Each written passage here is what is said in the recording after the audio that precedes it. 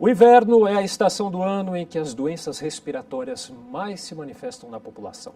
Segundo o DataSUS, o Departamento de Informática do Sistema Único de Saúde, o pico de internações em decorrência dessas doenças é exatamente os meses mais frios do ano, de maio a agosto.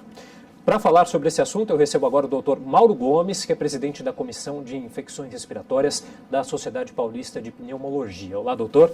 Olá, obrigado pela presença, boa tarde. Bom, por que essa época do ano, então, é mais propícia para essas doenças? E quais são as doenças mais comuns? Olha, essa época do ano, existem alguns fatores que se associam, que agravam as doenças respiratórias. Primeiro, o frio, o ar mais seco, maior concentração de poluição e maior vírus circulando. Então, esses fatores são mais irritantes das vias aéreas. Então, as pessoas que já possuem doenças crônicas, como quem tem asma, enfisema no pulmão, rinite alérgica, são doenças em que esses fatores vão agravar. E as pessoas que não mantêm o seu tratamento regular, geralmente entram em crises nesse período. Então tem muita falta de ar, tosse, catarro, chiado no peito. Agora, quais são as doenças mais comuns, doutor? Então, as mais comuns são a asma. A asma mesmo? A asma é a mais comum. Rinite alérgica também tem bastante. Né? As pessoas que têm DPOC, que é uma mistura de bronquite com enfisema no pulmão, que é a doença do fumante, também são pessoas mais sujeitas nessa época do ano. E essa época do ano também acontece mais internações por pneumonia. A pneumonia é uma infecção que dá dentro dos pulmões, então é uma situação que pode acontecer mais frequentemente durante o inverno.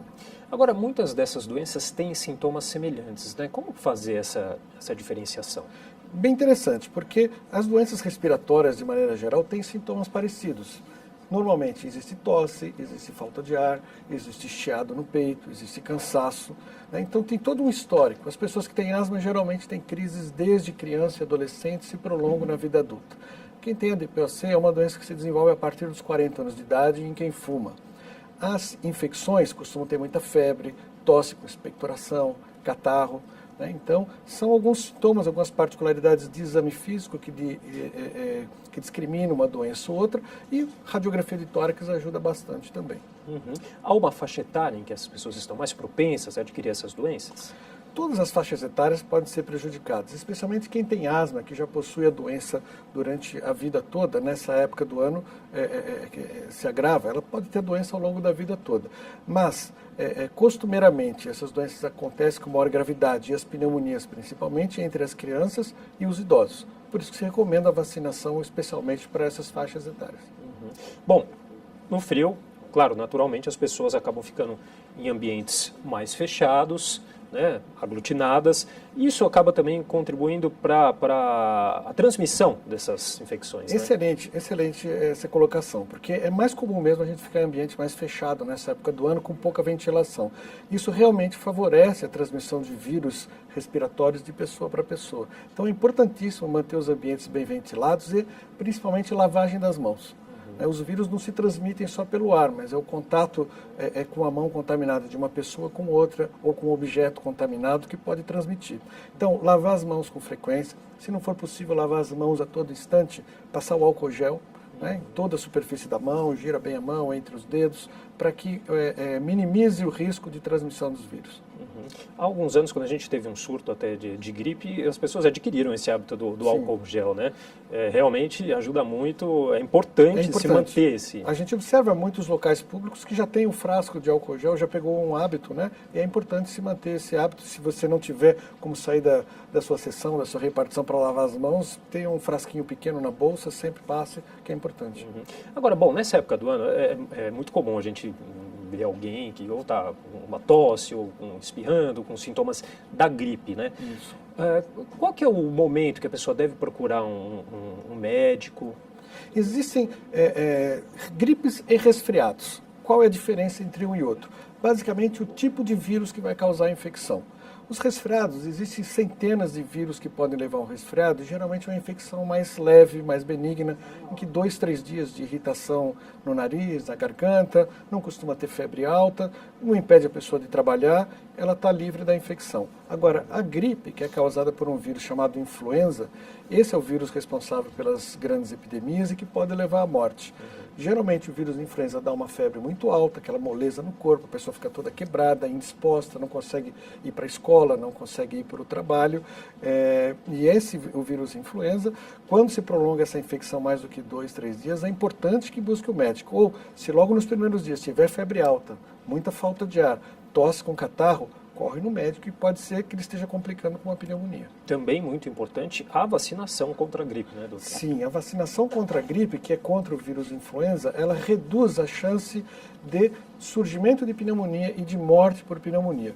Especialmente as pessoas que têm mais suscetibilidade a isso, cuja infecção pode ser mais grave, principalmente os idosos, quem tem doença crônica, né, pessoas que têm doença pulmonar crônica, insuficiência cardíaca, doença hepática, doença renal, câncer, pessoas que fazem quimioterapia, as gestantes que possuem um comprometimento também da imunidade, cuja infecção pode levar ao óbito, são importantes serem vacinadas, assim como as crianças pequenas, porque a vacinação previne a morte por pneumonia. É importante lembrar que a vacina não protege imediatamente. Geralmente a vacina ela vai levar um mês para fazer efeito. Por isso que se recomenda a vacinação contra a gripe nos meses de outono, para que, quando chegar agora no inverno, a pessoa esteja protegida. Talvez até essa demora seja um dos motivos aí de movimentos contrários ou criticando a vacinação, né? Existe uma série de movimentos, inclusive não é brasileiro, coisas internacionais contra a vacinação, mas é importantíssimo. As vacinas demonstraram realmente reduzir a incidência de mortes, especialmente nos casos de gripe, mortes por pneumonia, de maneira importante, especialmente nesses grupos de risco. Portanto, é fundamental a vacina, os riscos são muito pequenos. Na vacina da gripe não existe vírus vivo dentro dela, então não há o risco de desenvolvimento da doença pela vacina da gripe, nem de outras complicações mais sérias.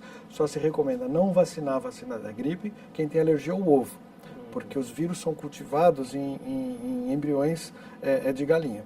Portanto, só quem tem alergia ao ovo, que é muito raro de acontecer na população, é que possui contraindicação a essa vacina. Entendi, por isso que é tão importante a informação para ter esse esclarecimento, né? Agora, doutor, há medidas que a gente pode tomar antes de chegar nessa época do ano para se prevenir, se não para se tornar imune, mas para reduzir os riscos de contrair essas doenças? O primeiro nós acabamos de comentar, que é a vacina. Vacinação, especialmente quem tem doença pulmonar crônica, deve manter a vacinação.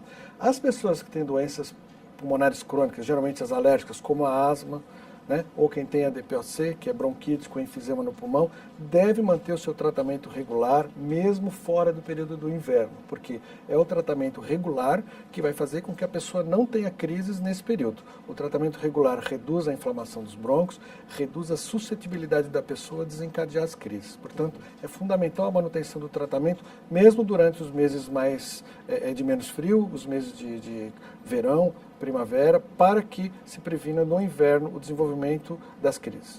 Doutor, tem um aparelho que está inserido já na sociedade, que é o ar-condicionado, que é considerado aí um vilão, né? Se não, pela essa diferença de temperatura, às vezes a gente...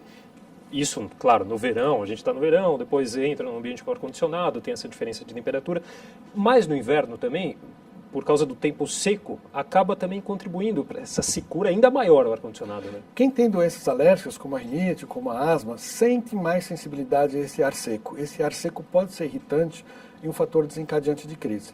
Quem está mantendo o seu tratamento regular dificilmente vai sofrer com isso. Quem não está mantendo, provavelmente vai sofrer com esse tipo de contato com o ar mais seco do ar-condicionado.